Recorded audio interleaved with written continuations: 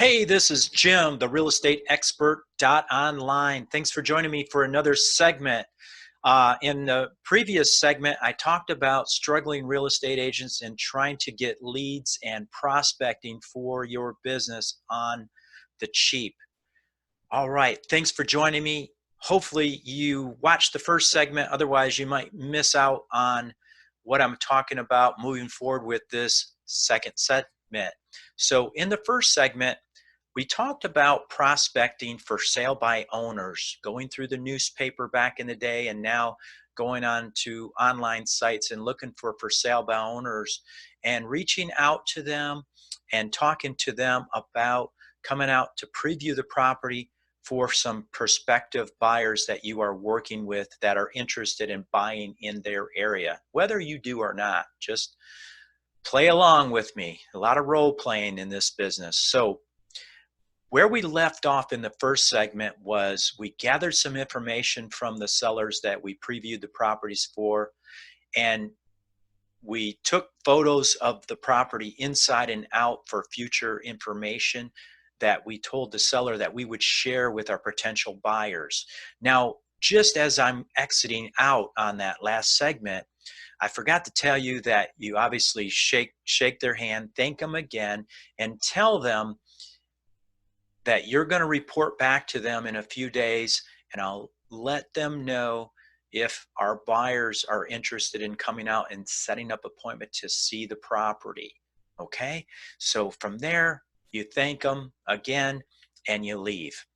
Now you've done this with several properties throughout the day, so hopefully you've done at least 3 to 5 properties that day. So you're going to go back to you're going to go back to your office, and now you're going to do some more homework.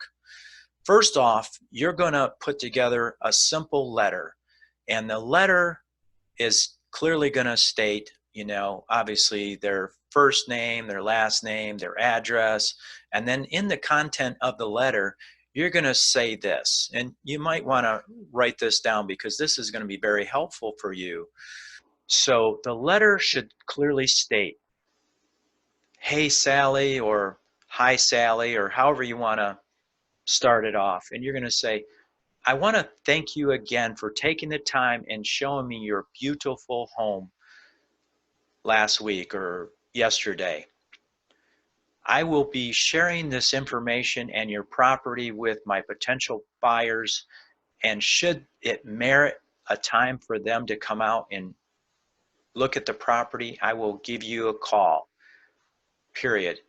In the meantime, if you have any further questions or anything that I can help in order to sell your home, by all means, feel free to reach out to me. Thanks again, sincerely, and then you throw your name on there. And obviously, you have your company letterhead, and you're going to handwrite your signature on the bottom, put it in an envelope, and send it on down the road. Okay? So that's a great piece of information that you're going to follow up with them. Obviously, throw your business card in there as well. And then there's going to be a couple days that go by, and you want to do a follow-up. There's going to be follow-up series that plays out in this.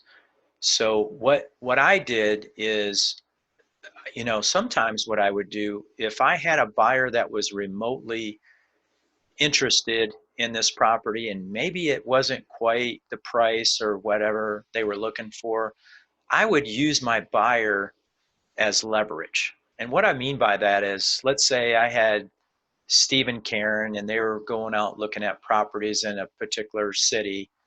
And I had these for sale by owners, obviously, and I said, hey, I got this property that's a for sale by owner. It looks a lot like something that you guys might like. Would you like me to schedule an appointment to see if we can get inside and take a look? And they're like, yeah, sure. So then I call Sally back, right, or any other seller, and I tell them the great news. Hey, I got a buyer. They're in from out of town, and they fit the description of your property, and they would like to come out and see it this evening. Would that work for your schedule? And they'd, and then Sally would say, yeah. So then you're taking them through there and looking at the property. Who knows? Maybe your buyer ends up liking it, and you write up a contract, right? That's the word, what's the worst going to happen? The worst thing's going to happen is they don't like it, but you start building more and more rapport with that seller. The seller is saying, wow, this person's really a go-getter. I mean, I haven't signed anything with him or her. I don't have any commitments with him or her, but yet, he or she's coming out and bringing prospective buyers. That's awesome, right? So you're building more rapport and you're building more value. So you leave, and then again, you might pick up the phone later that evening or maybe tomorrow, and you call them back and say, hey, Sally, I just wanted to follow up with you. Thanks again for letting my clients go through the property. And at this time, they're still weighing their options and looking at other properties along the way. But if they come back to your property, I'll keep you posted. Fair enough? And they'll say yes. And then you say, in the meantime, if you have some success in selling it on your own, if you don't mind doing me a favor, just let me know that it's off the market, and that way I won't keep bothering you. Fair enough? Okay, great. So then it's like a Rolodex of information. So every week I'm doing this. So I'm building like a stack of 3x5 cards with for sale by owners. And I know the for sale by owners like the back of my hand. So I'm going to be sure and keep following up with them. And then there's other series of things that I do to follow up with them. Now in today's day and age, you have the emails, and hopefully you gathered the seller's email information as well while you were out at the property. So you could drop some drip email campaigns on them, share some helpful tips and hints on how to sell their home on their own. And, it's called the puppy dog approach. So, you give the puppy to them for a couple of days. They don't want to give it back, right? So you're creating value. And then at some point, they're going to, they're going to cave. They're going to get to the point where, hey, wait a minute, maybe I need, Jim's assistance and hire him for the job. And I've gotten so many listings off of this technique in prospecting. It's crazy. It's crazy good. So there's some other techniques that I'm going to share with you as well. So you've taken photos of this property, and now you have a piece of inventory that you could actually start marketing with the seller's permission.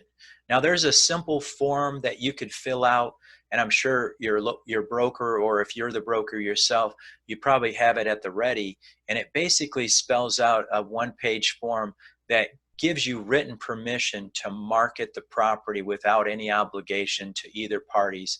And so therefore, you can market unlisted properties with their written permission, so you won't get in trouble with the real estate commission either. So that's another tool and information that you can take, and now you have inventory even though you don't actually technically have a listing to start marketing. You can start marketing this property, and then you can start generating more and more leads, and then driving traffic out to the property, and may not ever have to list the property, and just do a one-time transaction and close the deal. So it's awesome. It's awesome. So I hope these tools have been helpful for you. Stay tuned. I'd love to share with you some more information. If you have any questions about anything about the prospecting aspects, please sure to message me down below with any questions you have. I'd love to share with you information and other tricks and tips along the way that can help you launch your career into a whole nother level. Thanks again, folks. Bye for now.